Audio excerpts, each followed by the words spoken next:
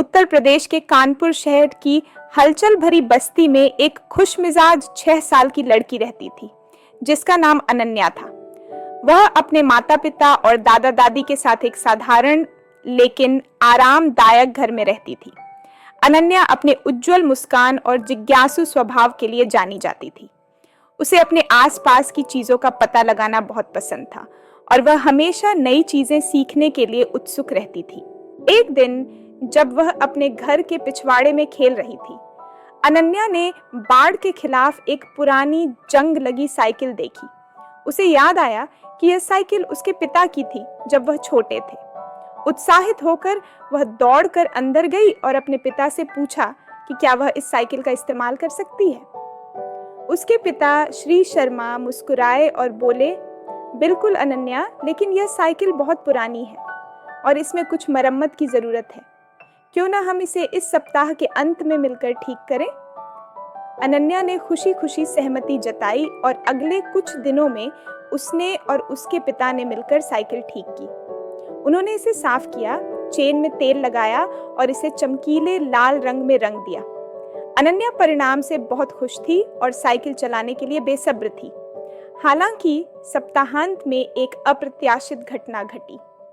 अनन्या के पिता को उनके कार्यालय से एक फोन आया जिसमें एक जरूरी प्रोजेक्ट के बारे में बताया गया जिसे तुरंत निपटाना था।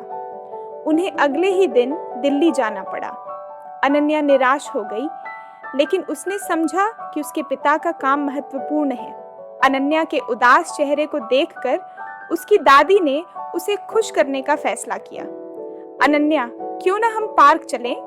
हम साइकिल लेकर चल सकते हैं और मजेदार दिन बिता सकते हैं।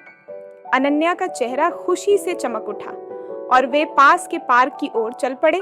जैसे ही वे पार्क पहुंचे, अनन्या ने देखा कि एक बड़ा लड़का अपनी टूटी साइकिल के साथ संघर्ष कर रहा है। वह लड़का परेशान और रोने के करीब लग रहा था। बिना किसी देरी के अनन्या उसके पास गई। नमस्ते, मैं अनन्या हूँ। क्या तुम्हें अपनी साइकिल के साथ मदद चाहिए? उसने दयालुता से पूछा। लड़के रोहन ने सिर हिलाते हुए बताया कि उसकी साइकिल की चेन उतर गई है और उसे ठीक करना नहीं आता। अपने पिता से सीखी बातें याद करके अनन्या ने ध्यान से रोहन की साइकिल की चेन ठीक की। उसने अपने पिता से सीखे साइकिल को बनाए रखने के कुछ टिप्स भी शेयर किए। रोहन का चेहरा आभार से चमक उठा। धन्यवाद अनन्या, मुझे नहीं पता था कि क्या करना है। तुम बहुत दयालु हो। अनन्या मुस्कुराई और जवाब दिया, दूसरों की मदद करना हमेशा अच्छा होता है। मेरे पिता कहते हैं कि जब हम अपना ज्ञान शेयर करते हैं तो सबको फायदा होता है। जैसे जैसे वे पार्क में खेलते रहे, अनन्या और रोहन जल्दी ही अच्छे दोस्त बन गए। उन्होंने कहानियां साझा की, हंसे और पार्क में अपनी साइकिल दौड़ाई। अनन्या की दयालुता ने न केवल रोहन की साइकिल ठीक की, बल्कि उन्हें दोनों को खुशी और एक नई दोस्ती भी दी। जब अनन्या के पिता अपनी यात्रा से लौटे तो उसने उत्साहपूर्वक अपनी कहानी सुनाई और बताया कि उसने कैसे रोहन की मदद की। श्री शर्मा ने उसे गले लगाते हुए कहा, मुझे तुम पर बहुत गर्व है अनन्या। तुमने एक महत्वपूर्ण सबक सीखा है। दयालुता और अपने ज्ञान को शेयर करना किसी के जीवन में बड़ा अंतर ला सकता है। अनन्या गर्व से चमक उठी, यह जानते हुए कि उसने अपने पिता को गर्वित किया और दयालुता और सहानुभूति का एक मूल्यवान सबक सीखा।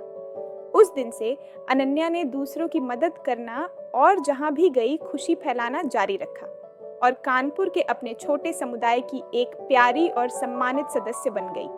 कहानी का नैतिक दयालुता और अपने ज्ञान को शेयर करना दूसरों के जीवन में पॉजिटिव इम्पैक्ट डाल सकता है और मजबूत सार्थक रिश्ते बना सकता है।